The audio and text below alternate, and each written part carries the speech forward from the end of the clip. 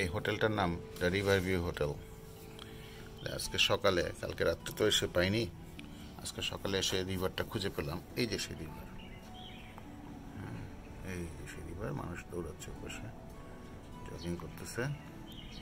আর এখানে কিন্তু খুব সকালে, পুরা চায়নাতে যেহেতু একই টাইম চলে, রিজন অনুযায়ী টাইম ভাগ না, সেই জন্য সকাল হয় অনেক সকালে। এই বেইজিং যেহেতু সবচেয়ে পূর্বে, সূর্য উঠে যায় একেবারে পরে। এখন সূর্য অনেকটা উপরে উঠে এসছে, এখন কিন্তু মাত্র 6টা বাজে।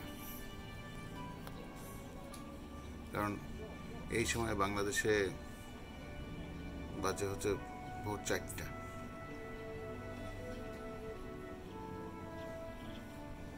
সেই হিসেবে এখন মানে এই এত উচ্চতায় সূর্য থাকলে বাংলাদেশ হিসেবে সময় হওয়া উচিত ছিল 8টা, কিন্তু যেহেতু পুরা চায়না একই টাইমে চলে, এই 6টার সময় সূর্য এখানে।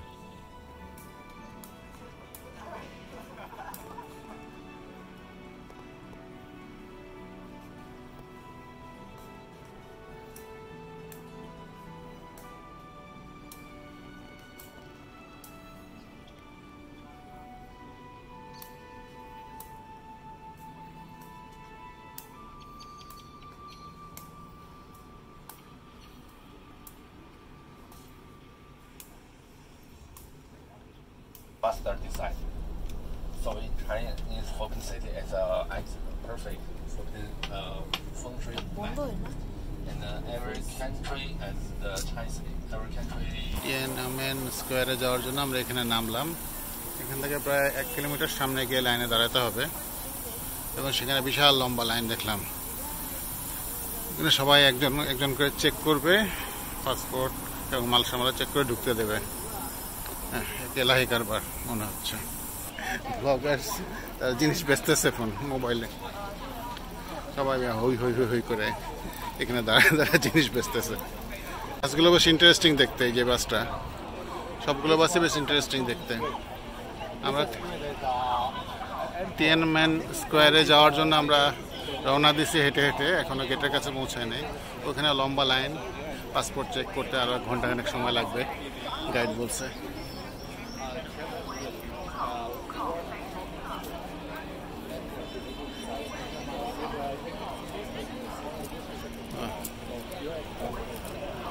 বেশ ইন্টারেস্টিং বিষয়। প্রায় ঘন্টা 2 না কতক্ষণ ধরে হাঁটলাম। আমাদের গাইডগুলো 2-3 স্কোয়ার ঘোরা হয়ে গেছে, তারপরে অবশেষে একটা গেটের কাছে পৌঁছেছে। আমরা কিন্তু এদিক দিয়েই গেছি, ওই দিক দিয়ে ঘুরায় ফিরে বিভিন্ন রকম এক মুরগির বাচ্চা দেখায় রাস্তাঘাট দেখতে দেখতে আসলাম। এখন হচ্ছে অবশেষে একটা গেটে আসছি, যেখানে যে পাসপোর্ট চেক করে ঢুকাচ্ছে। This is the good thing যে আমরা গেটে পৌঁছাইছি। এইটা ফাইনাল চেক আশা করতেছি।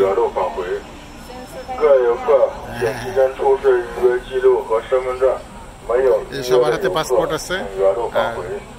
আগে একবার 2বার পাসপোর্ট চেক হয়েছে, 2বার চেক হয়েছে সিকিউরিটি। সবার হাতে হাতে যার আইডি প্লাস অ্যাপয়েন্টমেন্ট। আইডির এগেনস্টে অ্যাপয়েন্টমেন্ট, যেহেতু আইডি দিলে স্ক্যান করলে বের হয়ে আসে মনে হচ্ছে, আন্দাজ করে বললাম, আগে আসেনি। এনাদেরকে জানি সমস্যা হয়েছে, লাইন আটকে রাখছে দুজনের 2 কালার দেখে ওরা বুঝতে পারতেছে না এক ফ্যামিলি, এরকম হতে পারে।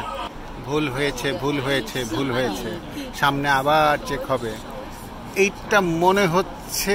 আশা করি সম্ভবত ইনশাআল্লাহ গেট, আশা করছি, দেখা যাক তারপরে হয় কিনা। অনেকগুলো প্রিসিশন দিলাম, এইখানে সবাই পাসপোর্টে আবার দাঁড়ায় আছি। হালুয়া টাইট। পরীক্ষা পাশ করলে তারপর ঢুকতে পারবো। কড়া সিকিউরিটি পার হয়ে এদিকে আসলাম, তার মধ্যে কেউ একটু পাবলিক টয়লেট এদিকে আছে, এখানে গেল।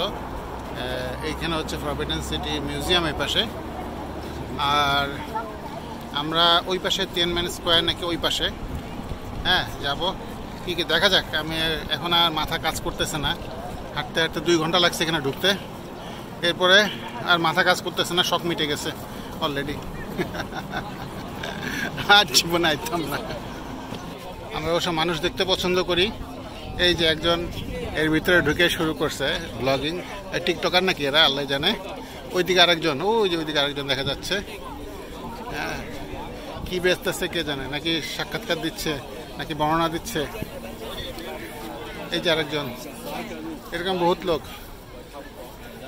হ্যাঁ, চায়নাতে এই জিনিসটা বেশ মজার, তাদের ফলোয়ারদের জন্য তারা অনেক কিছু করে।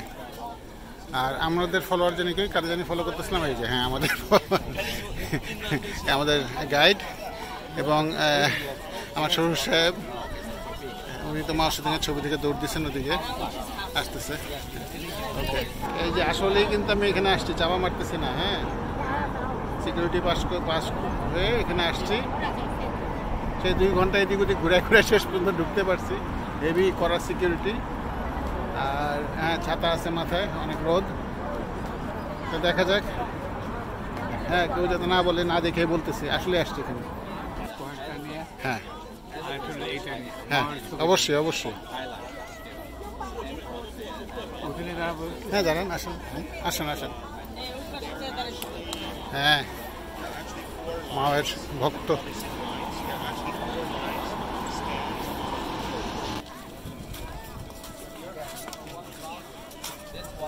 China as the first bus in the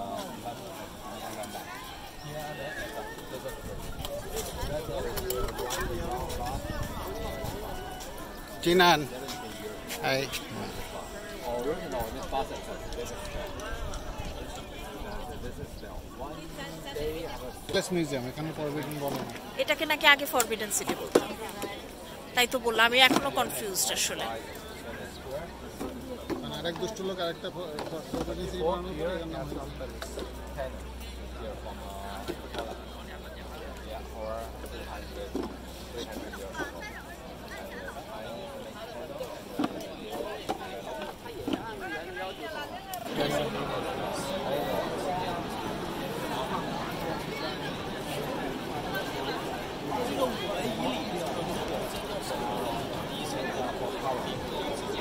go there.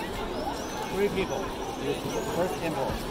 Others are his marriage day and his wife only 1 day from outside go inside.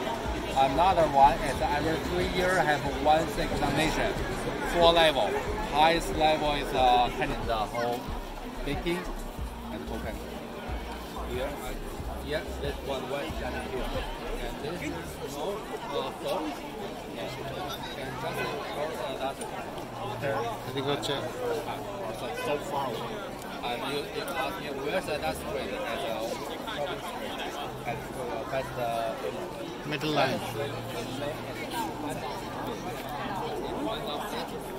middle line of Peking City. What happens inside the walls remains inside. That is the story of the Forbidden City. But now it is the Palace Museum. This is one of these parts.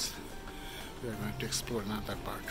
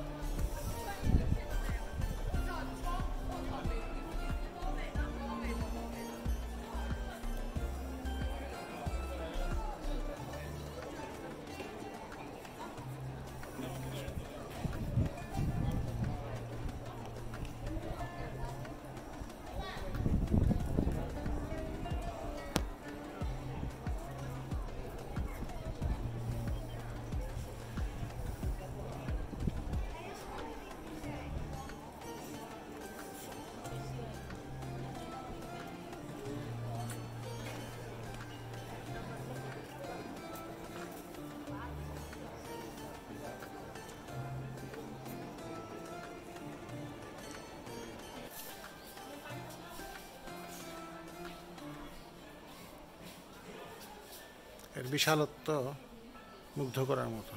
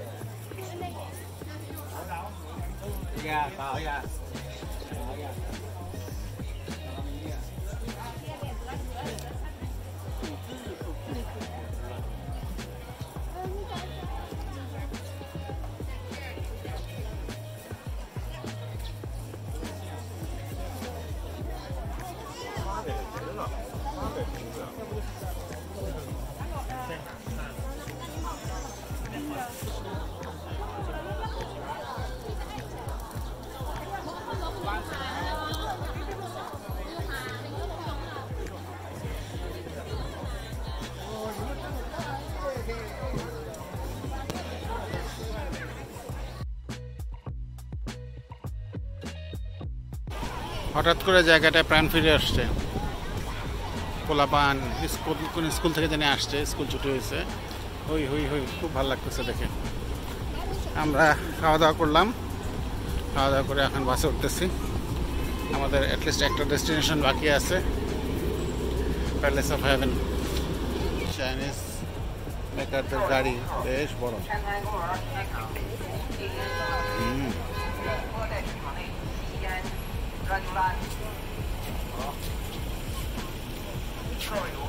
আমরা temple of হেভেনে যাওয়ার জন্য parking লটে গাড়ি থেকে নামলাম। এখন যাব, hopefully এখন রোদ নাই, বিকাল হয়ে গেছে। আশা করি ছাতা নেইনি, কিন্তু পানি নিছি, পাসপোর্ট নিছি। পাসপোর্ট ছাড়া কোথাও ঢোকা যায় না। আমাদের গাইড এখন, হ্যাঁ জানি না মা, এটাকে আসি নেই। আমাদের পাসপোর্ট দিয়ে টিকিট নিচ্ছে।